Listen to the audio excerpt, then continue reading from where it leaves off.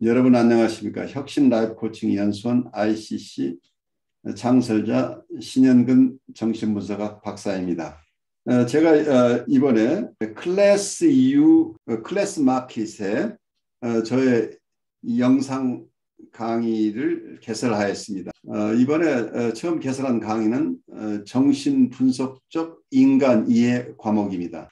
제가 하는 강의 내용을 여러분께서 잘 아실 수 있도록 이 과목의 소개 영상과 첫 번째 강의 정신분석학의 정의와 두 가지 기본적 가설을 주제로 한 강의 영상을 여러분께 소개합니다. 이 두 개의 영상을 보시고 더 관심 있으신 분들은 직접 제 클래스 사이트로 들어가셔서 클래스에서 어떤 것이 진행되는지 검토하시고 여러분 주위에 있는 분에게도 제 강의가 있음을 알려주시면 고맙겠습니다. 여러분 감사합니다.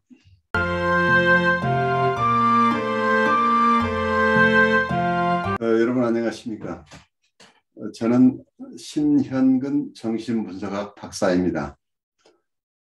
저는 뉴욕에 있는 혁신 라이프 코칭 연수원의 창설자이며 운영자입니다. 그리고 한국에 있는 한국임상정신분석연구소 공동소장으로서 정신분석가들 양성에 주력하고 있습니다. 여러분과 함께 공부할 과목은 정신분석적 인간 이해입니다. 이 과목에서는 정신분석학의 정의와 두 가지 기본 가설, 즉 무의식에 대한 인식과 그리고 심리적 결정론에 대해서 여러분과 함께 나누고 인간을 이해함에 있어서 가장 중요한 우리의 욕동 혹은 본능에 대한 이론 그리고 우리의 마음의 구조에 대한 이야기들을 하게 될 것입니다. 이를 기반으로 원본능과 자아를 어떻게 구별할 것인가 그리고 자아는 어떻게 발달하는 것인가 그리고 자아와 원본능 간의 갈등이나 대립이 있을 수 있는데 이 자아가 스스로를 방어하는 여러 가지 기능이 있는데 이 자아가 가지는 방어 기제들은 어떤 것인가 하는 얘기를 나누면서 자아의 발달에서 가장 중요한 대상관계를 어떻게 이해할 것인가 그리고 대상관계가 발달함에 따라서 초자아가 발달하게 되는데 초자아의 발달 과정과 그 기능에 대해서 여러분과 함께 나누고 그리고 정신분석이 무의식의 세계를 기반으로 하기 때문에 실수와 재치 그리고 꿈에 대해서 함께 공부하겠습니다. 그리고 정신분석학이 심리학 전체를 다루는 일반 심리학이긴 하지만 연원적으로 정신병리 측면에서 발달되어 왔습니다. 그래서 정신병리론에 대해서 우리가 공부하고 정신적 갈등이 정신병리에 영향을 미치긴 하지만 또한 정상적인 발달 과정에서도 정신적 갈등은 큰 영향을 미치기 때문에 이 정상적인 정신 기능과 정신적 갈등에 대해서 알아보고 그리고 우리가 태어날 때 이고나 혹은 셀프라고 하는 자아나 자기를 가지고 태어났는지에 대한 논쟁에 대해서 여러분과 알아보도록 하겠습니다. 그리고 저는 정신분석에는 다양한 학파들이 있는데 이 다양한 학파들을 각각 독립된 것으로 보지 않고 다양한 정신분석들을 정신분석이라는 큰 틀 안에서 통합해야 내야 될 필요가 있다고 봅니다. 그래서 통합적인 정신분석이 왜 필요한가 하는 얘기를 우리가 나누게 되겠고 그리고 정신분석 자체가 영성과는 어떤 관계에 있는지 우리 인간 발달을 중심으로 인간을 이해한다고 할 때 정신분석과 영성과는 불가분의 관계에 있다고 봅니다. 이런 다양한 측면들을 여러분과 함께 공부할 수 있기 바랍니다. 여러분 감사합니다. 경계선 인격장애 환자 치료에서의 역전이에 대하여 나는 그녀에게 이용당하고 조종당하고 학대받았다고 느끼는 동시에 그녀가 받은 버려진 느낌과 자살을 하겠다고 위협하는 상황에 책임감을 느낀다. 정확히 말하면 책임감을 느껴야 한다고 느끼고 있다. 나에겐 그녀에게 더 내줄 시간이 없고 그녀에게 늘 좋은 대상 혹은 언제나 그녀 곁에 있어주는 대상이 되지도 않을 것이며 그럴 수도 없기 때문이다. 그녀는 나로 하여금 사랑이나 우정이 그녀를 치유해 줄 것이라고 생각하게 만들었다. 마치 그녀 자신에게는 아무 문제가 없으며 단지 그녀의 삶에 등장한 모든 사람이 문제였던 것처럼 말이다. 내가 아버지 같은 친구가 되어주려고 하면 그녀는 나를 통제하기 시작한다. 그녀는 온갖 방식으로 내가 다른 사람과 다르다고 말한다. 그리고 나 자신이 훌륭한 객관성을 견지하고 있다는 생각에 빠져 있을 때 그녀는 바로 그때부터 본격적으로 나를 통제한다. 나도 다른 사람들과 똑같다고. 내가 그녀에게 신경 쓰지 않는다고 말하는 것이다. 시계 쳐다보는 것 봤어요. 떠나고 싶어 하는 거 알아요. 당신만의 삶이 있다는 것도 알아요. 오늘은 정말 기나긴 밤이 되겠네요. 당신은 신경 쓰지도 않겠죠. 아무도 날 신경 쓰지 않으니까요. 이 첫 번째 나오는 게 어떤 이 보더라인 환자들하고 있을 때 전형적으로 듣게 되는 그런 얘기들을 지금 모아놓은 거죠. 아주 티피컬한 얘기들이죠. 그래서 이분들하고 있는 순간에 얼마나 상담자들이 꼼짝 못하는가 하는 것을 잘 요약해서 표현해주고 있죠. 저번 책은 제가 어제랑 그저께 다시 읽으려고 애를 써봤는데 저 잘 못 알아. 읽다가 너무 지겨워가지고 너무 무슨 지금 말인지도 모르겠고. 근데 컨버그 책은 정말 혼자 못 읽어내요. 우리가 같이 예, 읽었으니까 그저 통과를 했지. 굉장히 예, 어려워요. 예, 근데 이 책은 처음 시작부터 굉장히 자연스럽게 자연스러우시죠? 금방 이 커뮤니케이션이 되니까. 한 경계선 환자의 치료자가 겪은 이 생생한 경험에서 볼 수 있듯이 경계선 인격장애 환자는 자신을 치료하는 임상가를 압도해버리는 경향이 있다. 경계선 환자 치료에는 개인 정신치료나 정신분석, 각종 약물을 통한 추가적인 정신약물 치료, 단기 혹은 장기 입원, 가족 또는 부부치료, 집단치료 등 종합적인 치료 프로그램이 활용된다.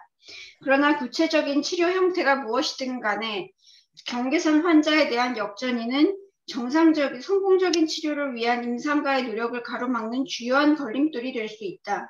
치료자가 환자에게 보이는 정서적 반응은 치료자와 환자 모두를 파멸로 몰아갈 정도로 거친 폭풍우처럼 치료 과정 전반에 휘몰아친다. 물론 역전이를 능숙하게 다루는 것은 경계선 환자에 대한 전반적인 치료 과정의 일부일 뿐이지만 이는 치료의 토대를 구성하는 요소로서 그 이외에 필요한 치료적 노력을 중대 혹은 경감시킨다. 경계선 환자가 사용하는 원시적 방어기제 가운데 특히 분열과 투사적 동일시는 치료 세팅에서 마치 만화경처럼 복잡하고 혼란스러운 전이를 형성한다. 치료자 앞에서 변화무쌍하게 펼쳐지는 자기 표상과 대상 표상은 이에 뒤따르는 상당히 강렬하고 원초적인 정서 상태에 의해 한층 복잡해지며 치료자는 생사가 걸린 투쟁에 갇혀버린 듯한 느낌을 받게 된다. 어떤 임상가는 이러한 역전이 반응이 경계선 인격장애 진단을 내릴 때 가장 신뢰할 만한 지표일 수도 있다고 말한다. 경계선 환자는 마치 가드레일이 없는 좁은 2차선 도로가 나 있는 산길을 운전할 때처럼 의식을 각성시키는 방식으로 우리를 살아있게 만든다. 그들은 치료자의 단어 선택이나 비언어적 뉘앙스에 매우 민감하게 반응하게 되기 때문에 치료자는 살 얼음판을 걷는 듯한 상태에 놓이게 되고 실제로 실수의 여지가 굉장히 줄어들었다는 느낌을 받을 수도 있다. 그러나 이렇게 심상치 않은 영향에도 불구하고 환자는 어떻게든 치료자에게 특별한 존재가 되며 비관적인 예후를 암시하는 수많은 징후에도 불구하고 놀라울 정도의 낙관을 심어준다. 그리고 숱한 실패의 잿더미 속에서 솟아오르는 불사조처럼 치료자의 치료적 열정은 다시금 차오른다. 경계선 환자는 치료자에게 특정한 형태의 달콤한 고통을 불러일으키는 특별한 능력을 갖고 있는 것처럼 보인다. 이들 환자는 평생 고통받으며 살아왔으며 이들에게는 자신으로 인해 치료자가 고통받는 것이 중요하다. 경계선 환자의 입장에서는 자신을 치료하고자 하는 사람이라면 누구든 자신의 불행을 함께 공유해야 하므로 이들은 치료자에게 전문 치료자로서의 역할을 포기해버리라고 요구하는 것처럼 보이기도 한다. 시일스는 관심을 적절히 절제하는 전통적인 분석적 태도가 경계선 환자의 정신치료에서는 실행 가능하지도 않고 적절하지도 않다고 경고했다. 경계선 환자와 거리를 두면서 객관적인 역할을 해내고자 하는 치료자의 경우 자기 자신의 갈등과 불륜을 부정하며 환자에게 투사해버리고 그것을 받아낼 그릇으로 환자를 이용해버릴 위험성도 있다. 빈 스크린이라고 불리는 치료자에 대한 고전적 개념은 경계선 환자에 대한 정신치료에서라면 결코 동일한 방식으로 적용될 수 없다. 그럼 어떻게 해야 되는 걸까요? 이 얘기는 우리가 잘 받아들여야 돼요. 좀 그냥 표면적으로 보면 다 포기하라고 하는 것 같은데 경계를 지키라고 하는 것 자체를 어떤 냉랭한 정서적으로 잘 수용하지 않고 그냥 자기 대상과 자기 간의 거리를 두고 정서적인 커뮤니케이션을 또 하지 않는 그런 묘한 뭐라고 할까 냉정한 치료자 같은 그런 그림을 그리고 이게 비판적으로 얘기를 하는 경우들이 있기 때문에 이 말은 잘 알아들어야 돼요. 그러니까 말하자면 비인격적인 그러니까 뭐라고 할까 평등한 관계가 아니고 어떤 권위적이고 그리고 상담자 위주로 엄격한 거리를 두고 이렇게 치료를 하는 원래 프로이드가 얘기했던 것과 다르게 훈련이 잘 되지 않는 분들이 보였던 어떤 그런 치료에 실패하는 사람들이 가졌던 모습을 마치 프로이드의 원래의 모습인 것처럼 이렇게 이해하는 사람들이 또 그걸 비판해서 글을 쓰고 하다 보면 마치 고전적인 정신분석가들은 목석처럼 앉아서 그냥 이야기를 듣고만 있고 빈 스크린처럼 가만히 있기만 하고 어떤 교류도 안 하는 것처럼 이렇게 그림이 나오는데 사실은 그건 지나친 비판일 거예요. 환자의 정서가 유리돼서 자기는 완전히 격리되어 있는 상황에서 객관적인 태도만을 취하는 이런 태도라고 하는 그런 태도를 가진 경우에는 어떤 내담자의 정서를 컨테인 해줘야 되는데 그걸 하지 못하고 오히려 상담자가 자기가 이 역전일을 감당 못하니까 오히려 내담자에게 프로젝트 아이덴티티를 통해서 내담자에게 주어서 자기의 갈등과 자기의 불안을 오히려 환자에게 주는 이런 사태가 발생할 수 있다. 그러니까 잘 훈련되지 않은 상담자의 예를 여기서 들고 있을 뿐이에요. 그래서 너무 환자를 정서적으로 컨테인하지 못하는 실패한 케이스를 설명하는 말이 어떤 면에서 너무 지금까지 어떤 그 이론적인 태도들 자체에 대한 비판으로 이렇게 묘하게 그 용어들을 사용해서 쓰다 보니까 오해가 있을 수 있는데 어떤 내담자에게 편견을 가지지 않고 고르게 관심을 주라는 프로이드의 얘기가 뭐 잘못된 얘기는 아니에요. 그런데 이런 것들을 이 보드라인 환자들처럼 이렇게 정서적으로 어려운 사람들을 정서적인 그 정서를 내가 컨테인 해주는 이런 그릇으로서의 기능을 하지 못하고 너무 이 정서를 내가 컨테인하기 싫으니까 이거 다 거부해버리는 거죠. 거부해버리게 되면 오히려 자기 안에 있는 갈등이나 자기의 불안을 자기가 수용하지 못하고 내담자에게 주어버리는 게 그래서 어쩌면 내담자와 상담자가 해야 될 역할이 뒤바뀌어버리는 이런 실패한 케이스들에 대한 경종을 울리고 있다. 이렇게 여러분 이해하면 좋을 것 같아요. 이게 여기서 나오는 어떤 객관적인 태도 자체가 틀렸다고 하는 것보다는 내담자의 정서를 굉장히 중요시하고 그 내담자가 주는 정서들을 컨테인하는 기능을 하지 못하고 실패하는 분들이 과거에 어떤 정신분석에 얘기하던 어떤 내담자의 상담자가 취해야 될 입장을 어떤 그 거울처럼 객관적인 입장을 취해야 된다고 하는 그런 전통적인 이론을 이렇게 잘 소화하지 않고 뭐라고 할까 그냥 교리처럼 이렇게 따라가서 본래 프로이드가 생각했던 어떤 내담자 중심의 상담이라기보다는 상담자 중심의 상담에 가까운 이런 입장에 있는 사람들에 대한 비판으로 우리가 받아들이면 어떨까 싶어요. 모든 것을 그 이론, 그 이전에 있었던 것들을 다 부정하는 것 같은 어떤 표현이 돼 있는데 실제로는 여기서 중요하게 생각하는 것은 내담자가 가지고 있는 정서들을 수용할 능력이 없는 어떤 상담자가 자기 스스로가 컨테인하지 못함으로써 자기 안에 있는 갈등이나 혹은 불안마저도 오히려 자기가 내담자의 것을 담아줘야 되는 내담자의 것을 담지보다는 오히려 자기 것을 내담자에게 전가시키는 이런 상황까지도 갈 수 있다 하는 부분에서 우리에게 조심시키는 얘기라고 볼 수 있겠죠. 왜냐하면 이분들을 보면은 왜 이런 현상이 나오냐면 워낙 겁이 나니까 훈련되지 않은 분들은 이제 이런 현상까지 나올 수도 있다고 하는 거예요.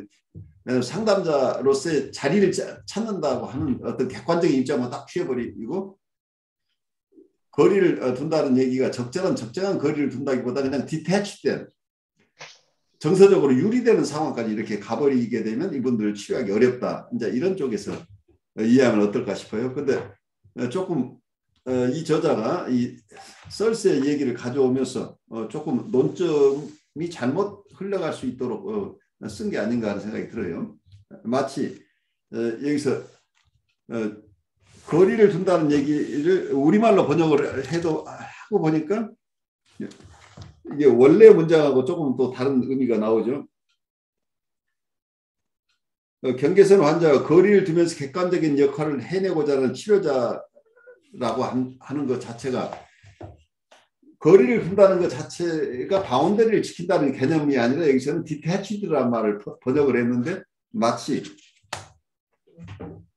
바운더리를 두는 것 자체가 잘못된 것처럼 오해가 일어날 수 있게 되죠. 거리라는 말 때문에. 그 부분이 조금 여러분들이 오해가 없었으면 좋겠어요. 강목사 이분 이해가 되시나요 지금? 예. 그러니까 여기서 객관적이라는 게 소위 말하는 객관적이라는 말이잖아요. 그렇죠. 소위 말하는 그런 거죠. 근데 그런 경우도 실제로 많이 일어나는 게 자기가 그 치료자가 감당을 못하기 때문에 그렇죠. 뭐 팔러시라든지 뭘 이야기하면서 그걸로 딱 차단시켜가지고 더 이상 말을 못하게 한다거나 이런 경우도 보게 되거든요. 일어날 수 있죠 이게. 네. 근데 실제적으로 저 같은 경우에도 그 경계선 환자라고 추정되는 사람이 강렬한 정서를 보유할 때 그걸 감당하겠다는 생각보다는 그 자리를 피하거나 아니면 아예 그 역전이가 일어나지 않도록, 그러니까 저는 나는 나 자신을 잃어버리지 않겠다 하는 입장으로서 냉랭하게 일부러 딱 하고 그 사람의 정서적인 것에 대해서 아예 싹 닫아버리고 그런 적이 있었거든요. 그게 바로 그 역전이 저항이라는 거예요. 그게. 네, 그렇죠. 내가 역전이를 감당 못하니까 딱 차단하는 거죠. 그때는 그렇게 한 게 맞는 것 같아요. 왜냐하면 어차피 그걸 감당할 수 없으니까.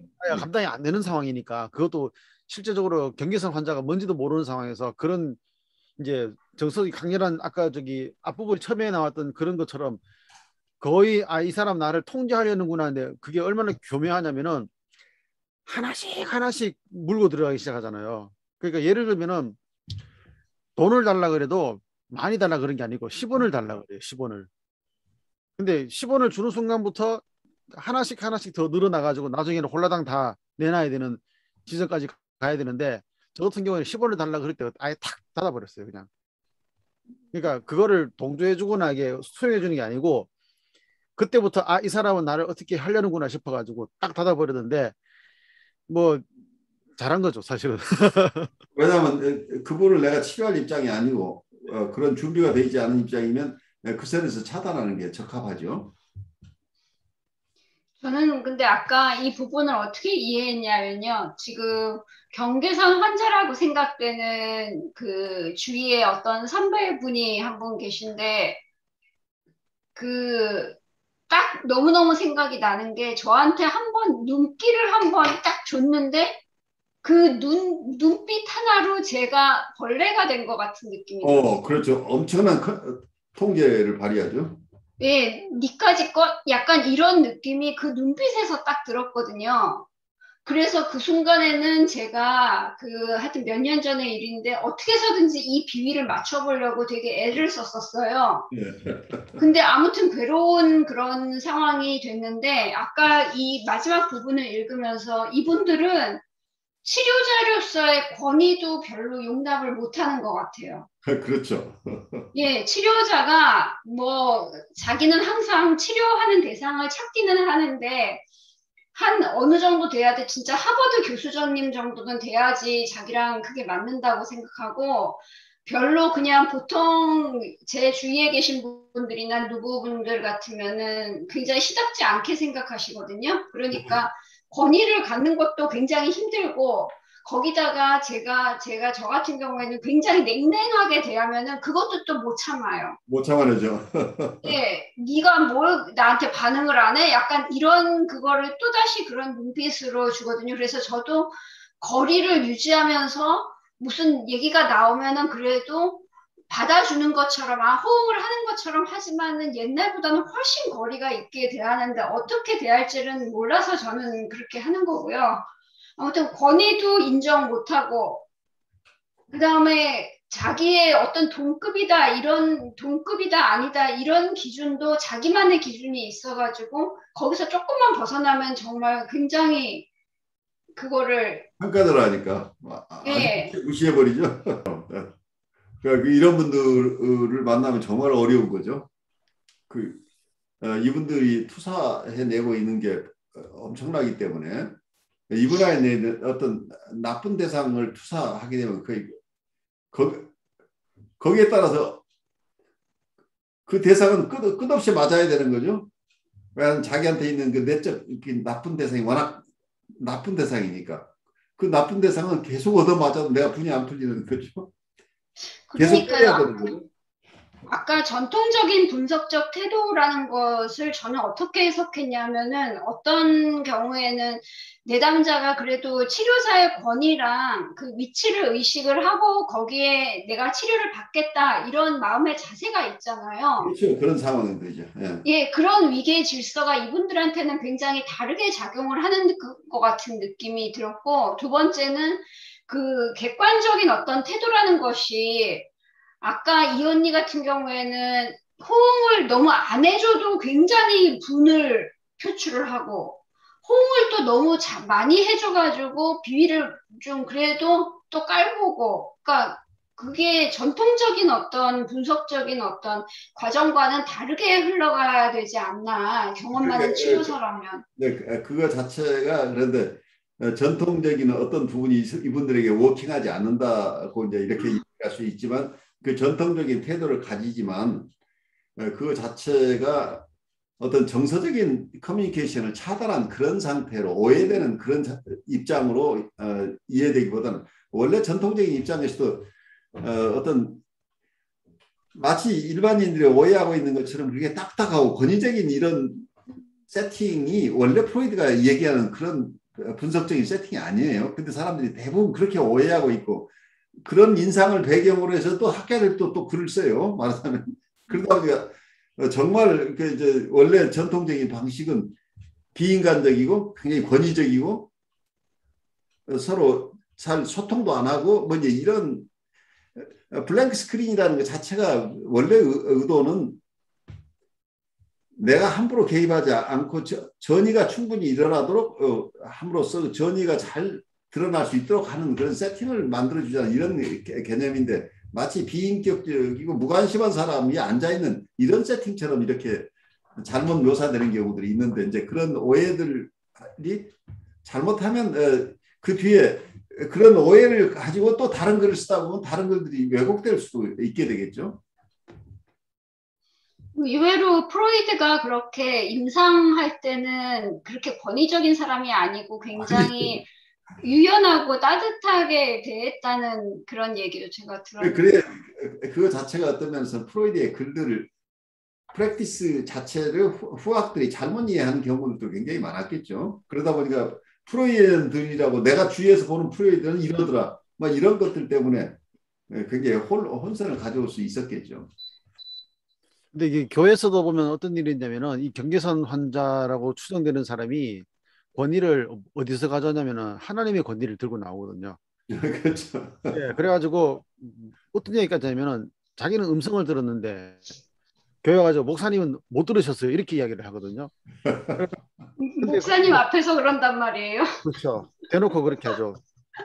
그러면은 목회자는 들었다 할 수도 없고 안 들었다 해도 안 되고 이런 상황이 되잖아요. 그럼. 근데 거기 그래서 그거를 이렇게 보니까 한쪽에서 뭐냐면은 같이 경쟁하는 분도 있어요.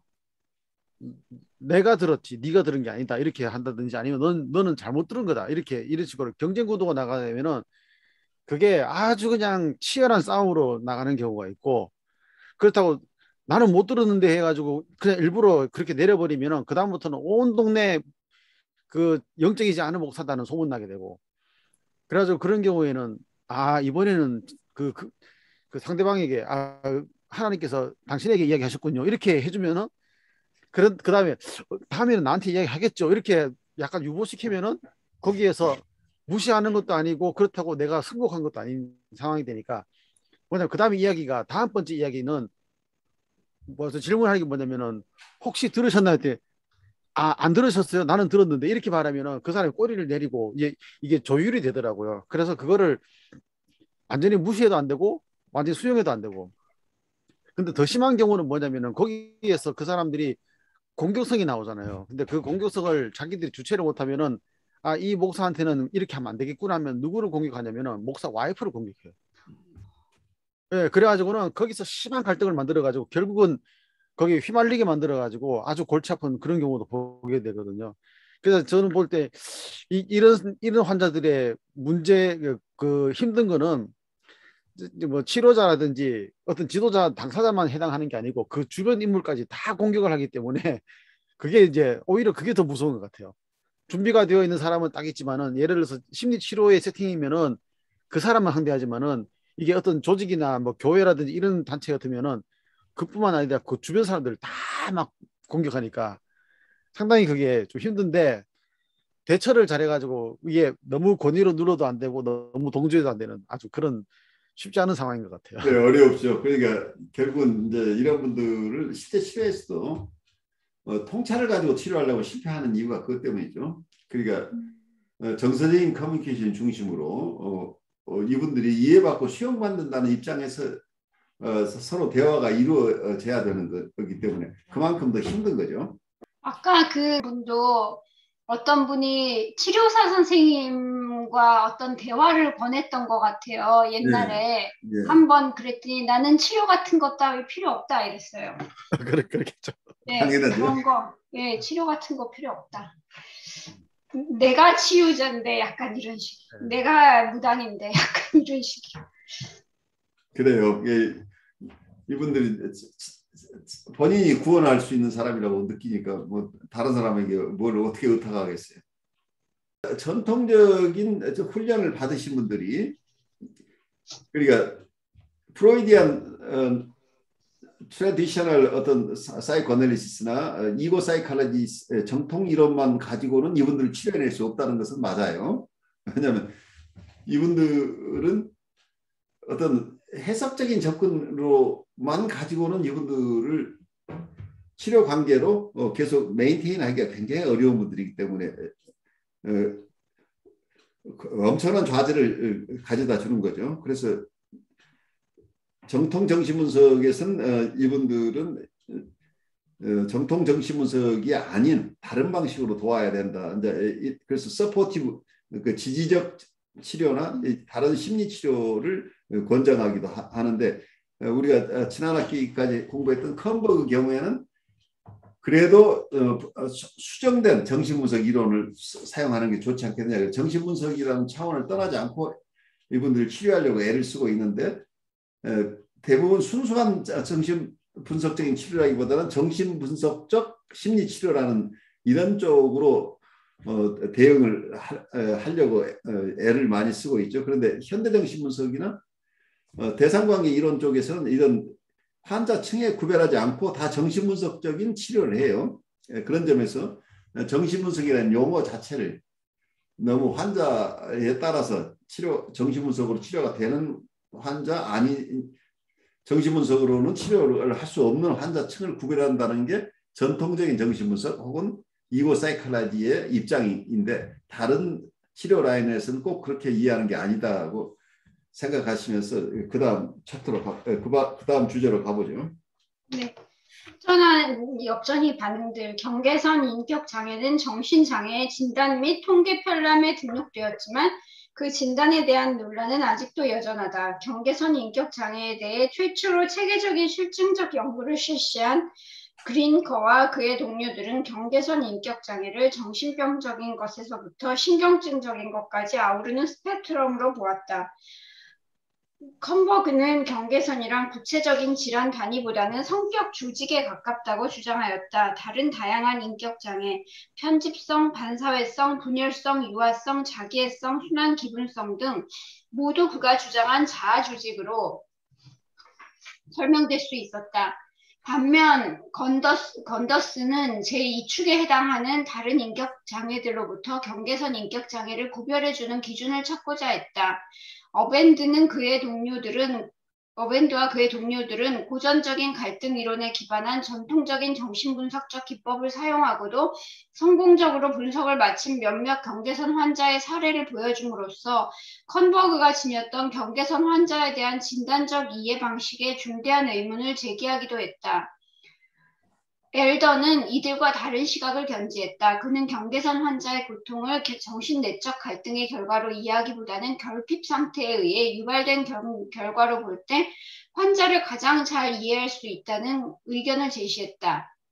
구체적으로 그가 말한 결핍 상태는 치료자가 부재하더라도 정서적으로 지탱해 줄 수 있는 안아주기, 위로하기 내사의 결여와 연관되어 있다. 자기 심리학에 영향을 받은 다른 임상가들은 치료자와 환자의 공감적 관계가 무너지는 상황이 경계선 증상의 발달로 이어졌을 수 있기 때문에 경계선 증상은 오로지 관계의 맥락을 고려할 때만 정의할 수 있는 것으로 개념이 재정립되어야 한다고 주장했다. 경계선 인격장애 진단에 대한 논란은 최적의 치료법에 대한 논란에도 그대로 반영되어 있다. 그러나 전부는 아닐지라도 대부분의 의견 차이는 경계선 진단을 본질적으로 정신역동적 스펙트럼에서 생각해보자는 메이스너의 관점으로 묶어서 설명할 수 있다. 이 스펙트럼에서 최고 수준에 있는 환자는 자아 강도가 상당한 편이며 별도의 조정 없이도 정신분석 치료를 받을 수 있다. 반면 스펙트럼의 최저 수준에 있는 환자는 자아 강도가 현저히 약하기 때문에 정신병적 와해를 보일 수도 있고 더욱 지지적 접근법을 필요로 한다. 그러나 임상적 관점에서 볼 때 이 스펙트럼은 하나의 은유적인 구조로 간주되어야 한다. 경계선 환자는 임상 양상에서 심한 기복을 보이는 것으로 알려져 있기 때문이다. 한 번의 치료 시간 동안에도 한 환자에게서 정상적인 전이, 신경증적 전이, 정신병적 전이가 모두 발견될 수도 있다. 따라서 임상적 관점에서 말하자면 치료자는 정신치료에 유연하게 접근해야 하며 특정 시점에 환자가 필요로 하는 것에 따라 개입 방식을 표현형, 지지적 치료의 연속성상에서 계속해서 변경해야 한다. 메이스너는 이러한 관점을 견지하면서 다음과 같은 견해를 제시했다. 내 개인적인 생각에 정신치료 과정의 양상들을 명확하게 밝히고 기술한다는 측면에서는 지지적 치료와 표현형 치료의 방식들을 이론적으로 구별하는 것이 분명 유용하지만 구체적인 각각의 진단에 이미 정해져 있는 치료 방식을 제시하는 식의 양자택일적 관점을 엄격히 고수하려는 시도는 이론적으로 지속될 수도 없고 임상적으로 타당하지도 않다. 치료자는 직면한 문제들을 다루기 위한 다양한 정신치료적 개입 중에서도 자신이 활용할 수 있는 기법들을 선별하는 유연하고 융통성 있는 태도를 유지할 필요가 있다. 경계선 환자의 역전이에 대해 논할 때에는 낮은 수준에서 높은 수준에까지 이르는 연속성상에서 환자가 현재 어디에 위치해 있는가에 따라 치료자의 반응이 상당히 달라질 수 있다는 점을 명심해야 하기 때문에 스펙트럼이라는 개념적 틀이 중요한 의미를 갖는다. 메이스너는 따라서 경계선 인격장애와 관련된 역전이는 한 가지로만 해석될 수 있는 현상이 아니며 전이 역전이 상호작용이 일어나는 수준 및 강도의 스펙트럼에 따라 질적, 양적 측면에서 매우 다르게 나타날 수도 있다라고 밝혔다. 이러한 경고를 염두에 두고 다음에서는 경계선 환자를 볼 때 흔히 느낄 수 있는 몇 가지 역전이 반응을 살펴보려고 한다. 네, 여기서 여러 가지 우리 이론적인 얘기는 컴버그 공부할 때 충분히 얘기를 했었죠. 어떤 면에서는 이 보더라인이라고 하는 개념을 하나의 인격 장애로 규정하고 있는 DSM의 방식에 따라서 보더라인을 하나의 성격 인격 장애 그러니까 퍼스널 디스오더 중에 하나로 보죠. 그때는 obsessive compulsive 인격 장애나 분열적 성격 장애나 어떤 편집증적 성격 장애나 이런 것들하고 구별될 수 있는 보더라인 경계선 인격 장애라는 개념으로 쓸 때는 그런 하위 개념으로 쓰는데 이 컴버그가 얘기하는 보더라인 퍼스널 디스오더는 어떤 면에서는 신경증적인 인격 구조와 그리고 정신증적 사이카틱 오거니제이션과 여기 뉴라틱 오거니제이션 그 사이에 있는 보더라인 오거니제이션이라는 개념을 쓰고 있죠.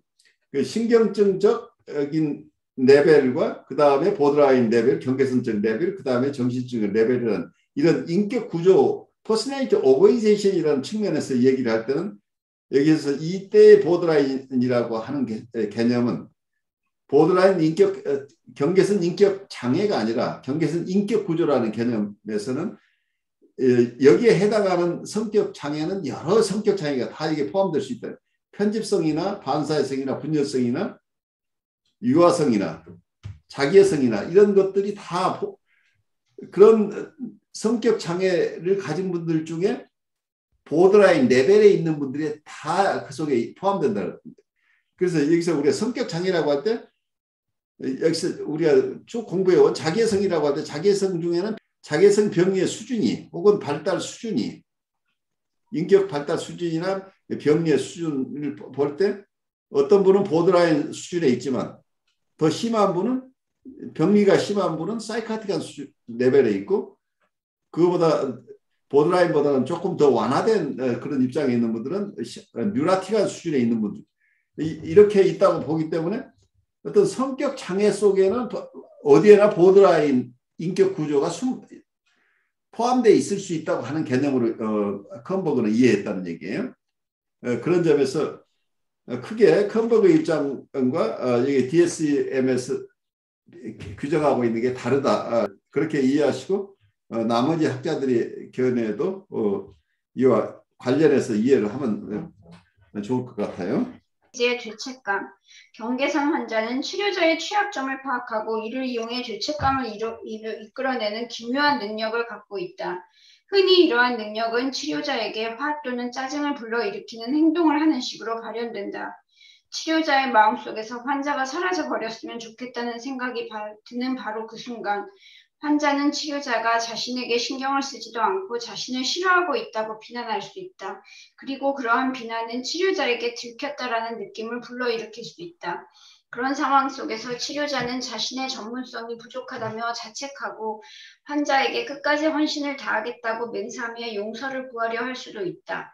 환자가 가하는 비난은 치료자가 지닌 전문가적 정체성의 가장 핵심적인 부분을 건드리며 심장이 두근거리고 입이 마르고 사지가 떨리는 등 교감신경 활성화로 인한 증상을 주관하는 생리적 역전이 상태를 불러올 수도 있다. 또 다른 흔한 시나리오는 정신치료 과정에서 나타나는 명백한 임상적 퇴보에 대해 치료자가 책임감을 느끼는 것이다. 많은 경계선 환자가 치료 초반에는 상대적으로 별 문제가 없는 듯이 보이지만 보이다가 치료가 진행됨에 따라 문제적인 모습을 드러낸다. 서울스는 치료자가 느끼는 죄책감이란 어린 시절에 부모상을 미칠 듯하게 만들었다는 죄책감에 휩싸인 환자의 자기표상에 치료자가 무의식적으로 공감한 결과일 수 있다고 말했다. 그리고 어떤 치료자는 환자의 자아가 지닌 한층 건강하고 신경증적인 측면보다 정신변적인 측면에 더 마음이 끌린다는 사실에 대해 죄책감을 느끼게 될 수도 있다고 지적했다. 이런 환자들이 불러일으키는 죄책감이라는 게 굉장히 크죠. 그래서 이 환자를 보는 것도 힘든데 그 죄책감까지 오니까 굉장히 마음이 무거워지겠죠. 우연일지는 몰라도 아까 말씀드린 분들이 종교에 대한 관점이 굉장히 특이해요. 그래서 그 우연일 수도 있는 것 같아요. 그래요. 굉장히 적대적인, 한 분은 굉장히 적대적이고 한 분은 모든 종교의 권위, 자기가 종교자라고 믿으니까요. 그러니까 우연일 수도 있다는 생각이 들어요. 그분들의 디펜시브 시스템 중에 거대자기를 지금 활용하고 있겠죠. 그래 거대자기가 있는 한은 자기가 우상이 되는 거니까 다른 종교를 인정할 수가 없게 되잖아요.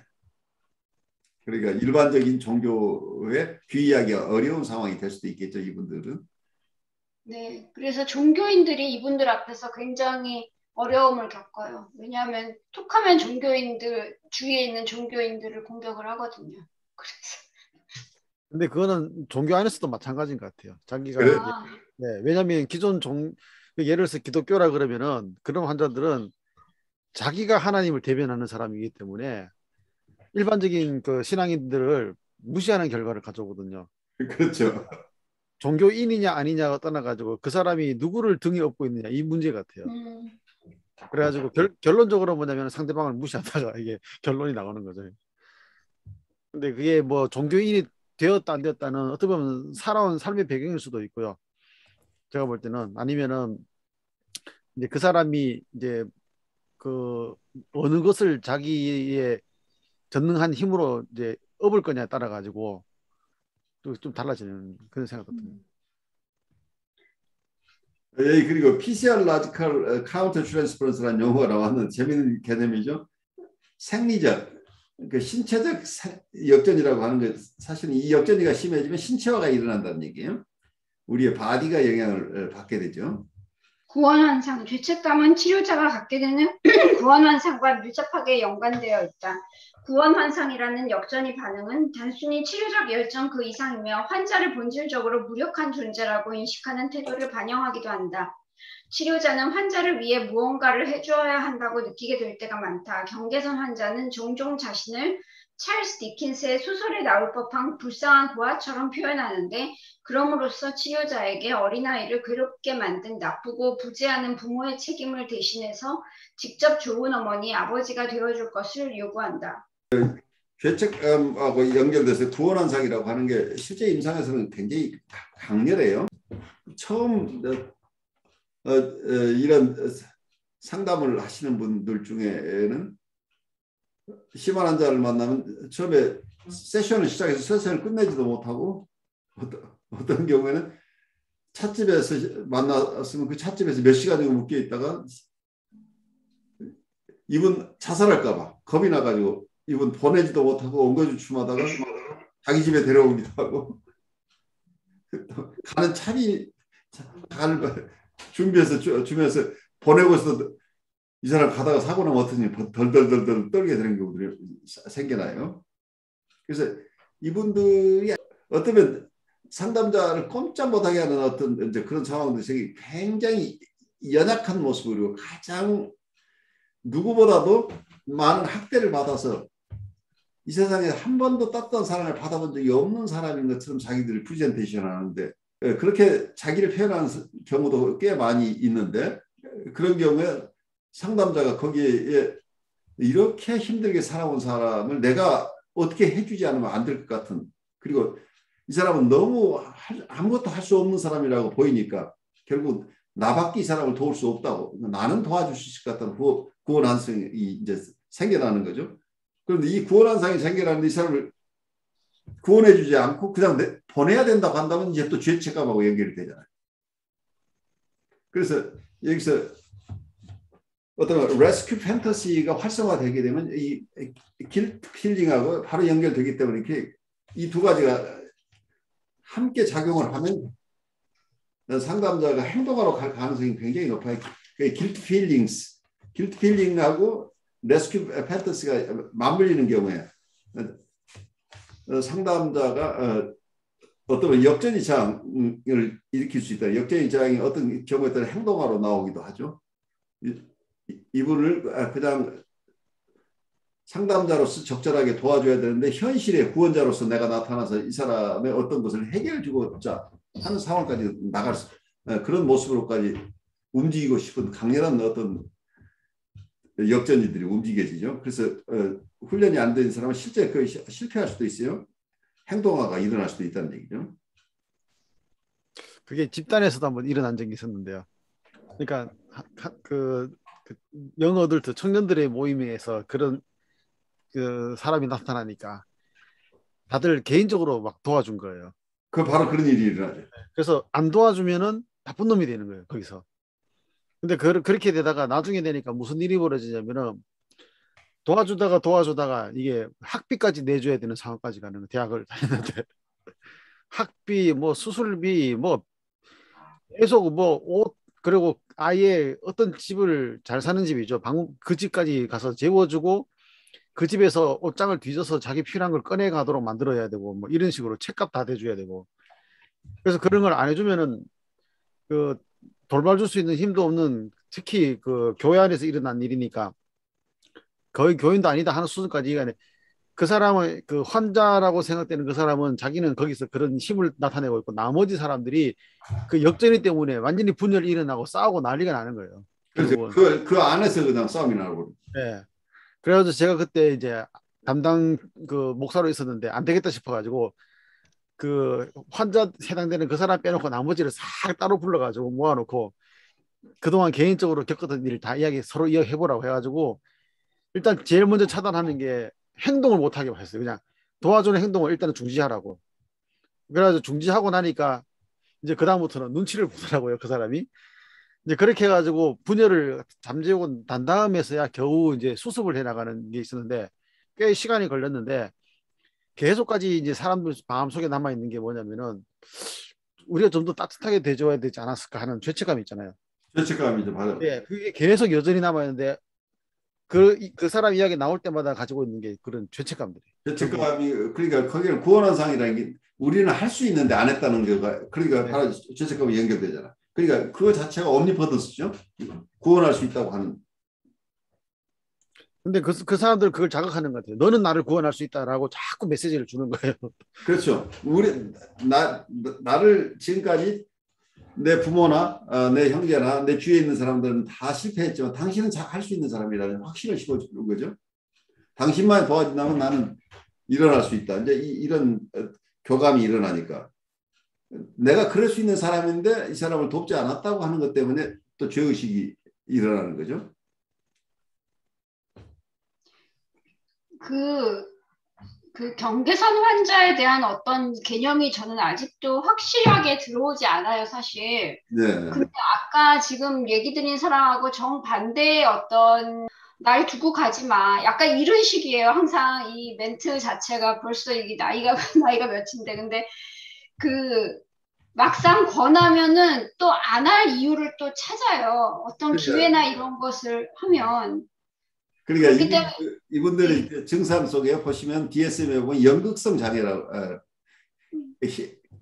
히스테리아닉 그 연극성이라고 하는 게 어떤 그런 묘하게 자기를 돌보지 않으면 안 될 것처럼 연약한 모습으로 자기를 드러내는 게 이제 그런 성격하고 오버랩되는 경우들이 많아요. 그러니까 DSM에서는 사실은 보드라인 형태 중에 여러 성격마다 각각 다른 모습이 있기 때문에 보드라인을 인격 구조로 보기 때문에 그 증상 몇 가지만 가지고 얘기하기 굉장히 어려워서 개념적으로 어려워요. 네, 그러니까 교묘하다는 생각이 들어요. 그러니까 교묘하다는 말이 굉장히 알맞은 게 이거를 밀고 당기고 하는데 굉장히 에너지를 많이 쏟는 것 같은 느낌이 저는 든단 말이에요. 그러니까 이 사람들은 자기 어텐션을 얻기 위해서는 여러 활동을 할 수 있어요. 경우에 따른 거짓말을 할 수도 있고. 그래서 상대방이 완전히 자기한테 어텐션을 주지 않을 수 없도록 만들어내는 묘한 재간들이 있다는 얘기예요. 그래서 그중에 가장 많은 것들이 자기가 얼마나 학대받았는가, 얼마나 버림받은 사람인가 하는 얘기가 굉장히 사람들을 뿌리치지 못하도록 만들어내는 어떤 것들이죠. 그리고 어떨 때는 굉장히 자기의 취약한 모습을 드러내면서 이런 사람을 내가 돌보지 않으면 정말 나는 사람도 아니야 하는 느낌을 만들어낸다는 거예요. 그런데 이게 성격 패턴으로 굳어지거나 인격 구조로 형성되니까 이런 것을 누구하고 관계에서는 이게 반복한다는 얘기죠. 그러니까 그런 반복을 오랫동안 해오다 보면 거의 이건 하나의 패턴이니까 이 사람은 굉장히 능숙하게 하고 있고 다른 사람들은 이분 방어할 수가 없게 되는 거예요. 이분은 그분의 아주 전문 분야가 되는 거죠. 그러니까 이 의식으로 하건 무의식이건 어쨌든 이 패턴 자체는 몸에 익숙해 있다는 얘기예요. 그러니까 딱 이게 발동이 걸리면 그 레퍼토리가 쫙 흘러가니까 사람들은 거기 그냥 어떻게 헤어나지 못하는 상황이 되는 거죠. 그러니까요. 근데 제가 오늘 얘기하는 이 세 분들이 각각의 증상에 이런 건 틀리고 경계선인지 아닌지도 잘 모르겠는 부분도 있지만 공통적인 것을 생각을 해보면 감정이 분열이 돼 있어요. 바로 그거예요. 분열이죠. 예. 그 가장 중요한 어떤 현상이 분열돼 있는, 그러니까 자기의 이미지 자체, 자기도 분열돼 있고 대상도 분열돼 있다는 거예요. 그래서 이분들이 사람들하고 관계가 일정하지 않다는 얘기. 예, 맞아요. 그러니까 어떻게 보면 이분들이 그 본능 욕구로 말한다면 리비도하고 어그레션을 갖다가요, 그냥 그 쌍절곤 막 다루듯이 맞아요. 막 다루는 거죠. 그러니까 그게 리비도를 나타낼 때는 리비도를 확 나타내 가지고 사람을 유혹했다가 갑자기 공격할 때는 어그레션을 확 사용했다가 이게 막 들쭉날쭉 하는데, 다른 사람들은 그 사실은 그게 그런 게 특히 이제 그 리비도가 작동되면은 좀 이렇게 뭐랄까 약간 피하고 싶은 그런 또 수치심을 느낄 수도 있는데 거침없이 그걸로 막 들고 들어오는 거예요. 그러면 뭐 정신을 못 그러니까 여기서 또 중요한 게 경계를 무시하니까 사람들이 방어할 수가 없는 거예요. 바운더리를 우리는 보통 지키고 사는데 이 사람들은 이제 대문 단어로 소용없이 밀고 들어와 버리니까. 어떤 일이 벌어지냐면은 이제 교회에서 청년들 모여서 이제 기도회 하는데, 그 기도할 때 나는 어떤 걸 위해서 기도해 달라 하잖아요. 그럼 거기에서 뭐냐면 자기 그 식구 중에 누군가가 더 이상 간음하지 않게 해달라고 기도를. 사람들이 거기서 어떻게 해야 될지 모르고 정적이 싹 그러면서 이제 뭐 기도가 뭐고 아무것도 없는 거예요. 그냥 막. 그러니까 이분들 자체가 인격이 통합이 안 돼 있으니까 혼란이 할 수밖에 없잖아요. 자기 인격 자체가 스테디하게 어느 하나의 인격으로 나오지 않는다는 거죠. 이럴 때는 굉장히 따뜻한 모습으로 나타났다 어떨 때는 굉장히 차가운 모습으로 이렇게 번갈아 가면서 일어나는데, 보통 인격이 통합되어 있는 사람은 내가 지금 무슨 짓을 하고 있어? 내가 그래도 사람들한테 좋은 사람으로 알려져 있는데 왜 내가 이런 모습이야? 하면서 자기 스스로 억압할 능력이 있는데, 이 사람들 억압이라는 게 필요 없는데 좋을 때는 끝없이 좋다가 어느 순간에는 또 굉장히 어그레시브한 모습으로 나와도 이거 자체를 갈등으로 못 느낀다는 거예요. 이게 분열이라는 얘기예요. 통합되지 않은 인격이기 때문에 이분들이 오늘은 이 모습으로 드러났다가 내일은 저 모습이니까 카멜레온처럼 그때그때 보호색이 달라지는 거죠. 그러니까 보통 우리가 대인관계를 한다고 한다면 어떤 대상의 인격의 통합을 전제로 우리가 서로 인격적인 만남이 일어나잖아요. 그런데 이 사람이 A라고 봤는데 A-가 갑자기 튀어나왔다가 다시 또 정신 차리고 보면 또 A로 돌아가고 A하고 B가 왔다 갔다 하니까 내가 어느 사람의 포커스를 맞춰서 대화를 할 수 있는지가 불분명해지죠. 그러니까 여기는 말하자면 이거 내전 상태인 국가하고 다른 나라가 외교관계를 맺으려는데 누구하고 외교관계를 맺어야 될지를 모르는 거죠. 이게 반군하고 외교관계를 맺어도 정부군하고 맺어도 어느 쪽도 내가 완전하게 이 사람하고 거래를 할 수가 없는 상황이 일어나죠. 외교 자체가 불가능한 상황이 일어나는 거죠. 왜냐하면 이분 자체가 통합된 대표를 가지고 있지 않은 거예요. 대표성이 없다는 얘기예요. 어느 쪽도 자기 인격이라고 내세울 수 없는 거예요. 양쪽 다 반쪽이니까. 이런 사고로 듣는 것하고 실제로 당해봐야 이걸 실제 체험하지 않고는 이게 알 수 없는 거죠. 어떤 면에서는 믿었던 사람의 어떤 싸늘한 모습이 이게 드러나는 걸 여러분들이 살면서 경험할 거예요. 근데 이제 그게 한 사람에게서 계속 번갈아 가면서 일어나는 경우에 정말 혼란스러운 거죠. 그냥 정도의 차이가 있는 것 같아요. 그게 얼만큼 심하냐 아니면은 이게 한 번씩 그런 모습이 드러나느냐 이런 차이는 좀 있는 것 같아요. 그 차이가 있죠. 그러니까 누구나가 완전하지 못하기 때문에 자기의 어떤 파편화된 모습이나 자기가 충분히 통합하지 못한 모습이 일어날 수는 있는데 어떤 사람은 이게 거의 주기적으로 일어난다고 하는데 문제가 있는 거죠. 그래서 이런 심한 분들은 우리가 확실하게 알아서 그분과 적절한 관계, 그 적절한 관계를 맺는다는 게 불가능한데 불가능한 것을 알면서 관계를 맺어야 되는 그게 적절한 관계죠.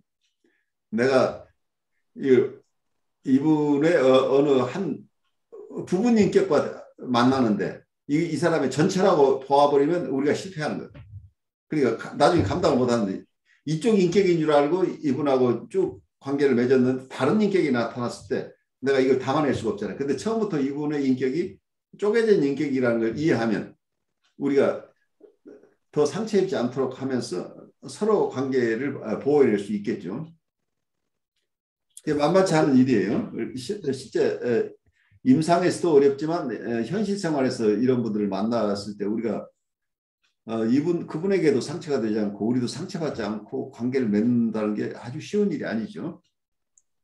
여러분들이 구원환상을 경험한 적이 있으신가요? 이제 저는 있다고 봐야죠. 왜냐면은 특히 이제 교회 목회자를 했으면은 그런 걸 자극을 받아야만 되거든요. 그렇죠.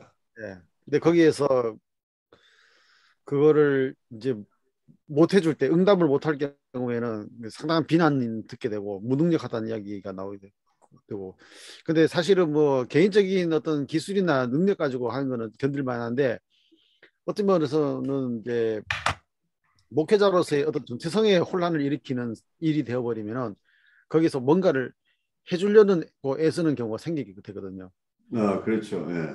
이제 그걸 그리고 이제 뭐 예를 들어서 저 같은 경우에는 그 담임 목사로 있었는 게 부목사로 있는 경우에는 이게 뭐라고 찾아오냐면은 담임 목사는 못하지만은 내가 친밀감을 가지고 다가올 수 있는 사람은 부목사다 이렇게 나와요.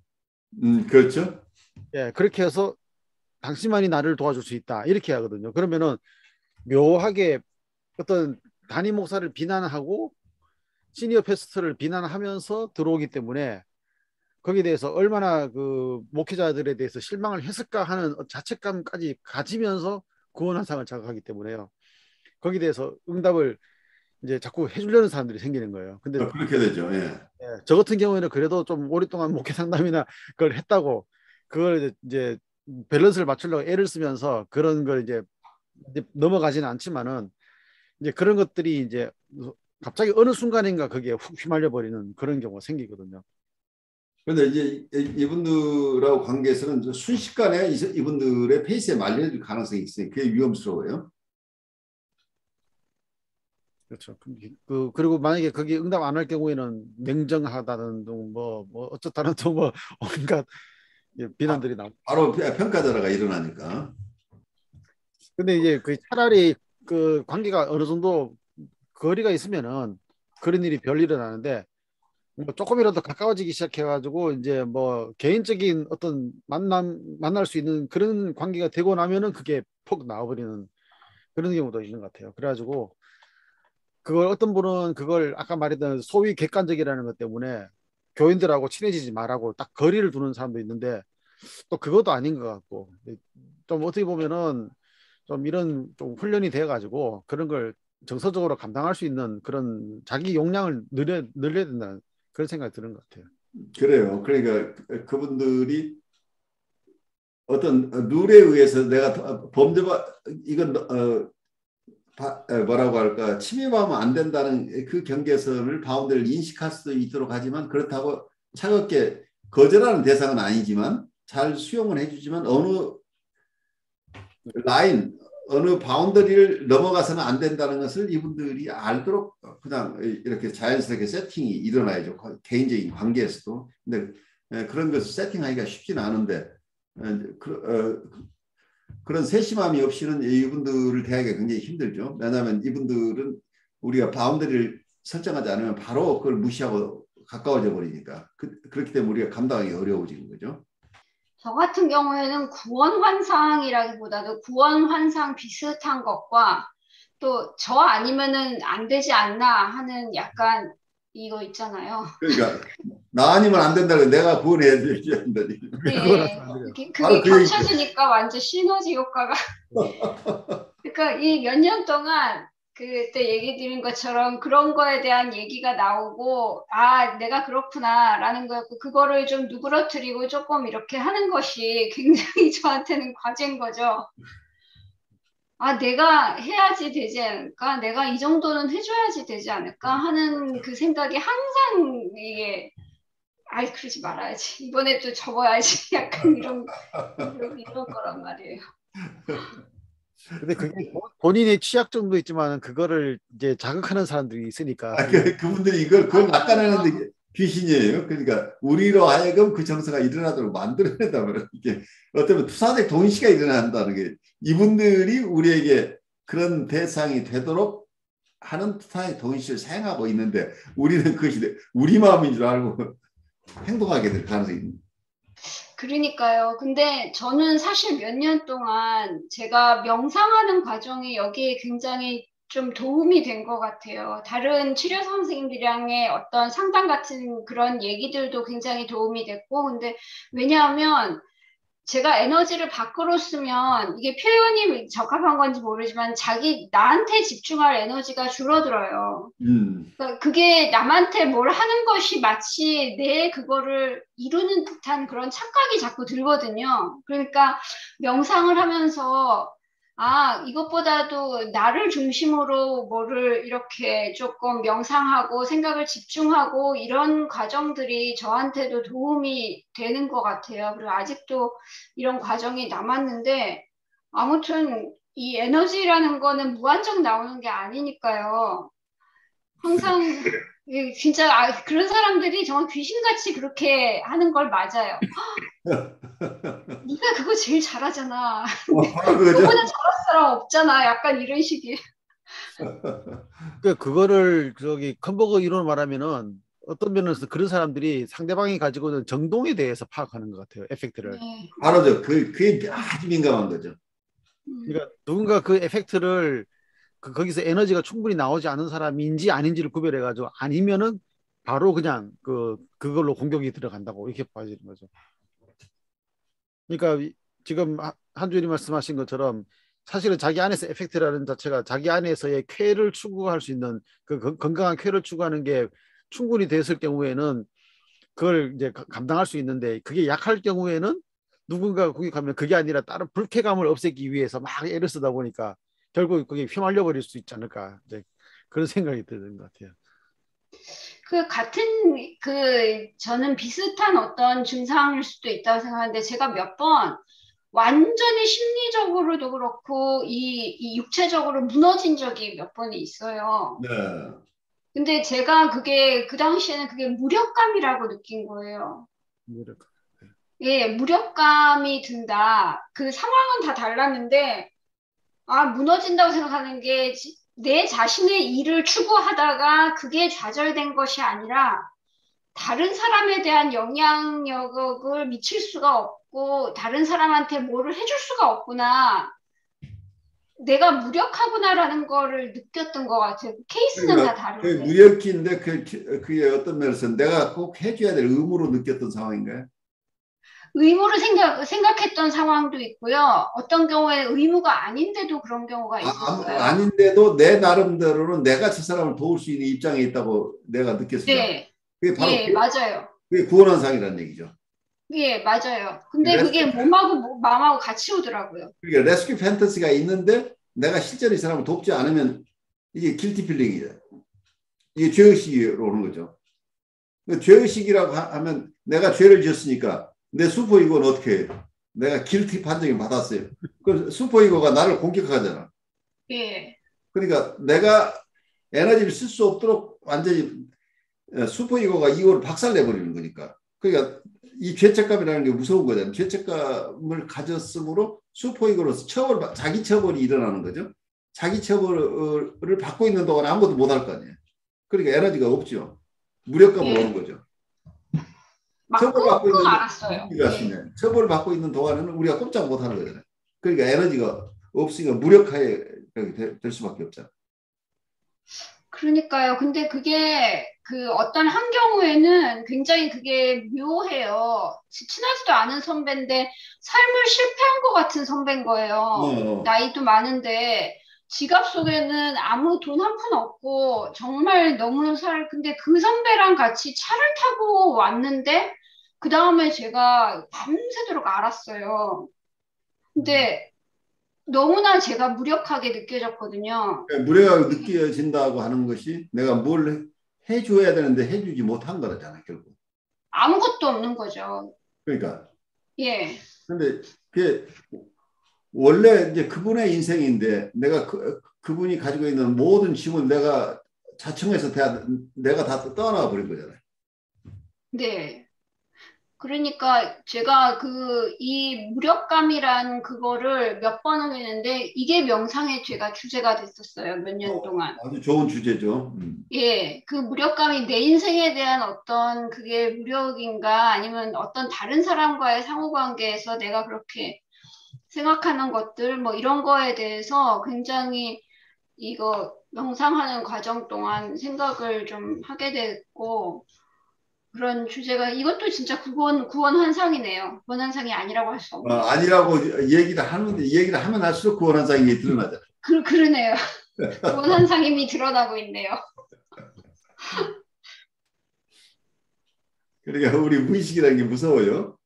의식으로는 아직 정리가 안 되는데 내 무의식은 활동하고 있기 때문에 이게 바로 무의식적인 죄책감으로 연결되니까 무의식적인 죄책감이 있으면 슈퍼이고에 의해서 바로 처벌이 일어나는 상황이 일어나버립니다. 근데 어떻게 보면은 그 같이 차를 타고 왔던 그분이 은연중에 어떤 그런 자극을 줬을 수도 있다고 생각이 들어요. 그 자극이라는 게 투사의 동의시란 말이에요. 뭔가가 일어난 거죠. 나한테 그렇게 하지 않으면 안 될 사명을 나한테 부여해버린 거죠. 근데 그게 그분의 그것이 있었던 것도 무의식적인 걸 거예요. 왜냐하면 예, 차를 여러 명이 타고 왔는데 하고 가는 사람 중에 제가 그걸 느꼈잖아요. 그 몇 명 중에. 그러니까 은연중에 저도 느끼고 그분도 무의식 중에 느끼고 하면 그게 굉장히 강력하게 발동을 하는 걸 수 있을 거라는 생각이 들거든요. 그러니까 그런 분들이 아까도 말씀드린 것처럼 그 본능적인 무의식적 본능을 그냥 아주 쉽게 다루는 도구처럼 쓰기 때문에 나도 모르는 사이에 그 공격이 딱 들어온 거예요. 리비도든지 어그레션이든지 딱 들어와버리면은 그 눈만 마주쳐도 이야기가 통해버리는 것 같은 그런 느낌이잖아요. 그러니까 여기에 교류는 언어에 의한 교류들이 아니기 때문에 무서운 거죠. 맞네요. 프리 에더파란 시점에서 오고 가는 거기 때문에 그래서 옛날에 이걸 마귀현상으로 보는 거라고 해요. 언어로 표현되는 게 아닌데 뭔가 움직이는 거잖아요. 아무튼 그런 분들이 그 상대방이 가지고 있는 어떤 아까 말씀드린 에펙트 정동의 취약성을 갖다가 금방 간파해가지고 아니면 무의식적으로 그걸 약한 부분을 이게 막 물이 그 낮은 곳에 막 찾아나가는 것처럼 그걸 크게 사사사삭 스며들어가는 그런 느낌이 드는 것 같아요. 그러니까 당하는 사람 입장에서는 자기도 모르게 가장 취약한 부분이 건드려지니까 거기에 대한 반응은 크게 나타날 수밖에 없는 그런 상황으로 가는 거예요.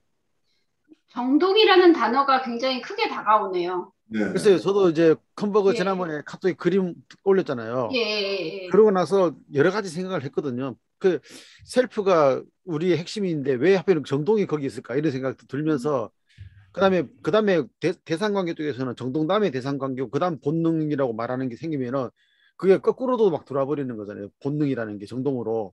그렇죠. 예. 이게 막 머리가 아픈 거예요. 머리가 아픈데 그러고 나서 막 생각해 보니까 인간의 중심에 뭐가 있느냐라는 질문을 딱 다시 던지 보니까 거기에 셀프라는 것도 있지만은 본능도 같이 있더라 이 생각이 들더라고요. 아니면 본능과 가장 밀접한 것이 그러면 우리의 중심이라고 할 때 뭐 보통 성경에서 하나님께서 인간의 중심을 보신다 그러면 뭘 보는 걸까라는 질문을 던져보니까 단순하게 우리의 그 존재 가치라고 말할 수 있는 가장의 뭐 핵심적인 에센스로 말하는 셀프뿐만 아니라 결국은 본능이 내지는 그 에펙트라고 말할 수 있는 것도 행동이라는 게 그 상위에 있다고 지금 보는 거죠. 예, 컴퓨터거든요. 그것까지 다 건드려지면 나니까 이 인간의 내면 속에 가장 깊은 데 있는 것이 정말 그 종이 한 장 차이로 셀프냐 본능이냐가 종이 한 장 차이로 그냥 종이 한 장 차이가 아니라 같이 막 엉켜 있는 듯한 느낌이 딱 드는 거예요. 그래서 어떻게 보면은 우리가 안에서부터 뭔가가 자기 실현이라는 것도 어디서 출발되는가를 제가 생각하니까 거창한 게 아니라 뭔지 모르겠지만 내가 하고 싶었던 것들을 하는 게 셀프라고 그러면은 결국은 그게 정동이라는 거지 일맥상통한 이야기 돼버리는 거예요. 그게 그러니까 거기서 어떤 정동에서 어떤 것을 그러니까 쾌락으로 느끼고 어떤 것은 고통으로 느끼고 불쾌함으로 느끼는 이런 정동이 기본적인 거겠죠. 그래서 좋은 거 나쁜 것에서 시작이 되는 거죠. 거기에서 좋은 대상 관계, 나쁜 대상 관계가 나옵니다. 네. 좋다 나쁘다 하는 게 벌써 이분법이 거기서 나오는 거잖아요. 분열이 그 속에 숨어 있는 거죠. 그러니까 좋은 정서들을 느낄 수 있는 프리디스포지션이라고 디스포지션이죠. 인본 디스포지션이니까 타고난 어떤 소인이라는 탁월한 소질이 좋고 나쁜 것을 느낄 수 있는 쾌락으로 느끼는 거 불쾌한 것을 느낄 수 있는 어떤 인본 디스포지션이니까 여기서부터 여러 정서들도 거기서 형성돼 나오겠죠. 근데 그 과정을 컴버그는 내적 대상관계로 얘기를 하고 그리고 내적 대상관계에서는 자기의 이미지하고 셀프의 이미지가 있고 그걸 연결하는 것에 정동 요인이 있다고 보는 거죠. 에펙티브 엘리먼트가. 그래서 뭐 이게 하나의 단위로 움직이는 그래서 좋은 대상관계, 나쁜 대상관계 이런 것들이 형성된다고 이렇게 얘기를 할 수 있겠죠. 그러니까 이거 자체가 분리되지 않는 거죠. 이 정동이라고 하는 게 대상관계하고 다 분리가 안 되니까 여기로부터 또 역동이 나오는 거 드라이브가. 그러니까 이게 다 맞물려 돌아가는 개념으로 지금 설명을 하고 있는 거죠.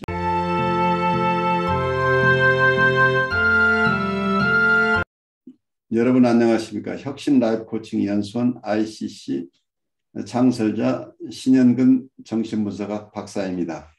제가 이번에 클래스 EU 클래스 마켓에 저의 영상 강의를 개설하였습니다. 이번에 처음 개설한 강의는 정신분석적 인간 이해 과목입니다.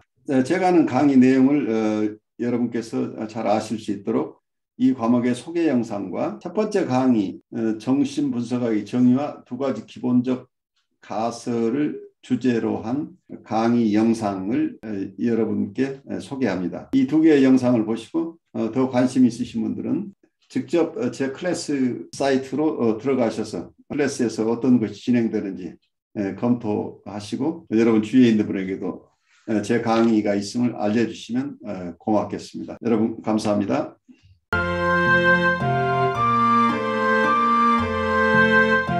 여러분 안녕하십니까. 저는 신현근 정신분석학 박사입니다. 저는 뉴욕에 있는 혁신 라이프 코칭 연수원의 창설자이며 운영자입니다. 그리고 한국에 있는 한국임상정신분석연구소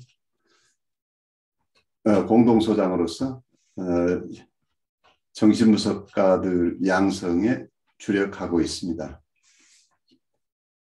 여러분과 함께 공부할 과목은 정신분석적 인간 이해입니다. 이 과목에서는 정신분석학의 정의와 두 가지 기본 가설, 즉 무의식에 대한 인식과 그리고 심리적 결정론에 대해서 여러분과 함께 나누고, 인간을 이해함에 있어서 가장 중요한 우리의 욕동 혹은 본능에 대한 이론, 그리고 우리의 마음의 구조에 대한 이야기들을 하게 될 것입니다.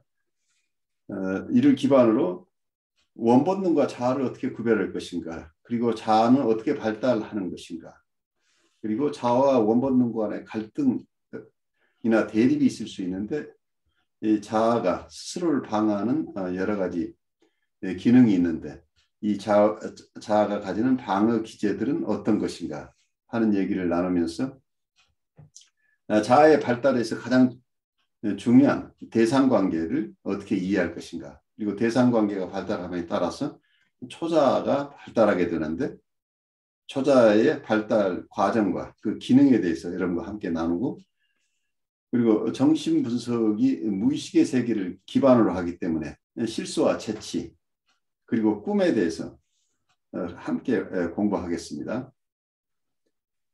그리고 정신분석학이 심리학 전체를 다루는 일반 심리학이긴 하지만 연원적으로 정신병리 측면에서 발달되어 왔습니다. 그래서 정신병리론에 대해서 우리가 공부하고, 정신적 갈등이 정신병리에 영향을 미치긴 하지만 또한 정상적인 발달 과정에서도 정신적 갈등은 큰 영향을 미치기 때문에 이 정상적인 정신 기능과 정신적 갈등에 대해서 알아보고, 그리고 우리가 태어날 때 이고나 혹은 셀프라고 하는 자아나 자기를 가지고 태어났는지에 대한 논쟁에 대해서 여러분과 알아보도록 하겠습니다.